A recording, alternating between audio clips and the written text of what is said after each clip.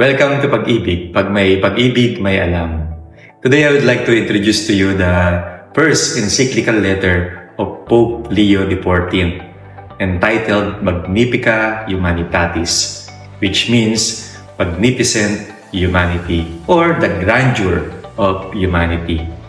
Ang subtitle nito ay In Safeguarding the Human Person in the Time of Artificial Intelligence. So this document was written in response to one of the greatest challenges of our age, yung artificial intelligence nga and digital technology. Yet the Pope immediately clarifies that this encyclical is not about computers or machines. It is about the human person.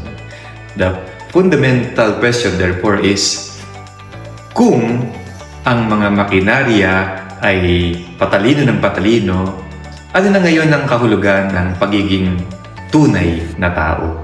Okay.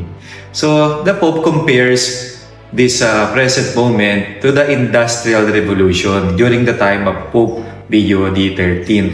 At meron nga din po nung encyclical letter na Rerum Novarum noong 1891.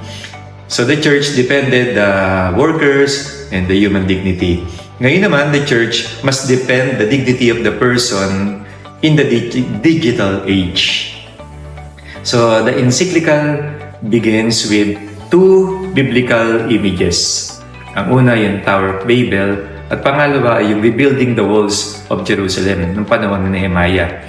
So, sa Genesis chapter 11, yung Tower of Babel, nalaman natin na ang tao ay nagtatayo ng mataas na gusali na hindi nila kinukonsulta ang Diyos. Kumbaga, nais nilang maging Diyos.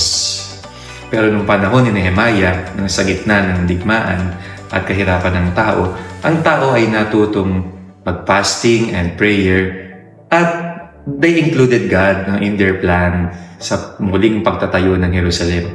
Kaya nga yung mga kaaway nila nawalan ng confidence, natakot, sabi nila, naku, ang bayang ito ay matatag sapagkat kasama nila ang Diyos sa pagtatayo. Maliwanag na tumutulong sa kanila ang Panginoong Diyos. So the Pope says that humanity today stands between these two paths. So technology can become another Babel, a tool for domination, manipulation, and inequality. Or it can become a means of building a more humane and just world. Mamimili tayo ng daang tatahakin. So, one of the most beautiful insight of this encyclical is the insistence that the human dignity does not come from efficiency, productivity, intelligence, or technological enhancement.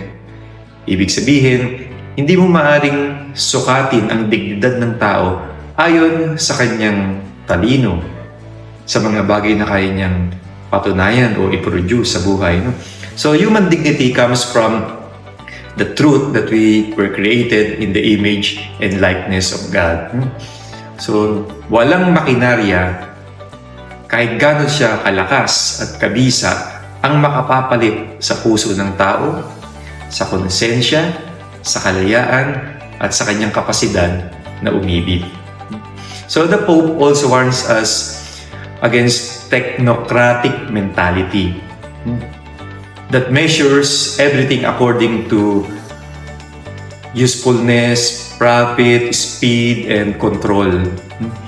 When society begins to value people only according to what they can produce, naku, kawawa naman yung mga elderly, the weak, the unborn, and siyempre the poor.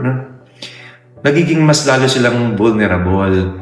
Mas lalo silang natatarget ng mga pang-abuso sa sistema, sa ating komunidad. So human beings risk becoming data points instead of persons. Yet, the tone of the encyclical is very hopeful. So the Church is not afraid of technology. The Pope recognizes that artificial intelligence can bring many benefits, but technology must always remain as a servant and not as a master. So human beings must guide technology according to truth, justice, solidarity, and love. So, the central message of Magnificat Humanitatis can be summarized into one sentence. Technology must serve humanity, and humanity must be always open to God. For when we forget God, we risk losing ourselves. But when we remember that we are God's beloved children, we can use every human achievement for the good of all. Maraming salamat po. See you sa part 2. God bless po. In the name of the Father, the Son, the Holy Spirit. Amen.